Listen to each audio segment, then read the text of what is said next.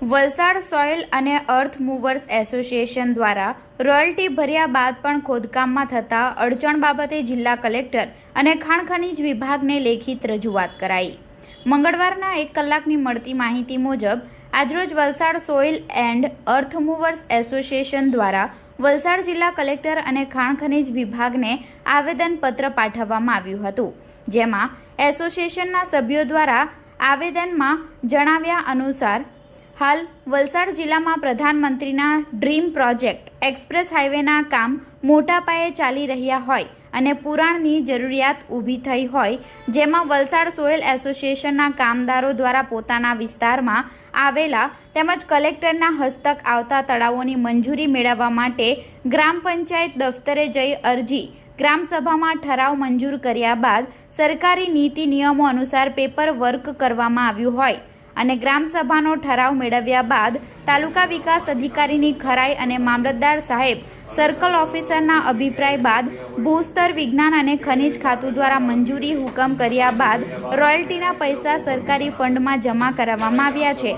આ તમામ કાયદેસરની પ્રક્રિયા પૂર્ણ કર્યા બાદ વલસાડ સોઇલ એસોસિએશનના કામદાર ભાઈઓ કામવાળા સ્થળે પહોંચે ત્યારે સ્થળના ગ્રામજનોના અમુક ગણતરીના ગ્રામજનો દ્વારા સરકારી પ્રક્રિયાને બાજુમાં રાખી કામ અટકાવી દેવામાં આવે છે, જેને લઈ સોઇલ એસોસિએશન દ્વારા વર્ક ઓર્ડર હુકમ મળ્યા બાદ પણ કામ ન કરી શકતા હોય કે ખનીજ ચોર માનીને કોઈ સરકારી મદદ મળે તેવી માંગ સાથે આજરોજ એસોસિએશન દ્વારા વલસાડ જિલ્લા કલેક્ટર અને ખાણ ખનીજ વિભાગને એસોસિએશનના કામદારો દ્વારા અને પ્રમુખ દેજા ચોથિયા દ્વારા આવેદનપત્ર પાઠવવામાં આવ્યું હતું અને તાત્કાલિક ધોરણે આ બાબતે નિરાકરણ લાવવામાં આવે તેવી માંગ આવી। આજે અમે લોકો વલસાડ માટી એસોસિએશન જે અમારું છે એના વતી કલેક્ટર સાહેબને એક રજૂઆત લઈને આવેલા હતા, જેની અંદર અમારી એક નાની માંગ છે।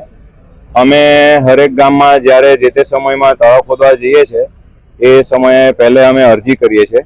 અરજીના આધારે ગ્રામસભામાં એમાં ચર્ચા વિચારણા કરીને અમને ઠરાવ કરવામાં આવે છે।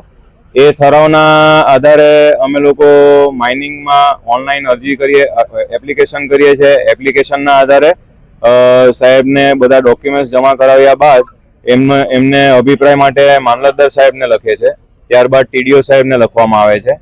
એ ત્યાંથી બધા અભિપ્રાય મેળવ્યા બાદ એ લોકો પોતે પણ સ્થળ તપાસ કરે છે અને જે બી કંઈ ચિકિત્સા રીતના જોવા હોય તે એ લોકો બી જોઈ લે છે। એના આધારે ત્યાર પછી નીચે કલેક્ટરમાં જાય છે। કલેક્ટર સાહેબ આ બધાનું જે પણ એનઓસી આપ્યું હોય એ એનઓસી ચેક કર્યા પછી અમને એના હુકમ કરવામાં આવે છે। હુકમ કરે છે ત્યાર પછી અમને રોયલ્ટીના ચલણ આપે છે, જે અમારે ચલણ ભર્યા પછી પૈસા ભર્યા પછી અમને અમારી રોયલ્ટીના આધારે અમે કામગીરી ચાલુ કરી શકીએ।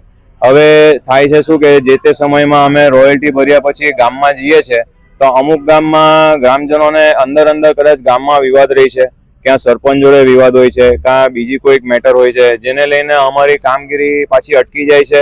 પછી એ લોકો આવેદન આપે છે, એના લીધે અમારી કામગીરી સ્લો થાય છે। હવે હાલમાં કેન્દ્ર સરકારનું જે આ કામ ચાલ્યું છે એક્સપ્રેસનું, એ આપણા જિલ્લામાં હમણાં સૌથી ધીરે કામ ચાલે છે। તો આપણી એ માંગ છે કે ભાઈ જલ્દીમાં જલ્દી આ અમે કામ જે ચાલીએ છીએ અને કરીએ છીએ એમાં અમને શાંતિપૂર્વક અમે કામ કરી શકીએ। જેમાં અમને પરમિશન મળી છે તો સાહેબને એવી વિનંતી છે કે કંઈક એવો ઠરાવ રજૂ કરીને આપો કે જેથી અમારા આ કામમાં વિલંબ નહીં આવે અને જલ્દીમાં જલ્દી આ કામગીરી પૂર્ણ થાય છે। બસ અમે આ જ માંગ કરી છે।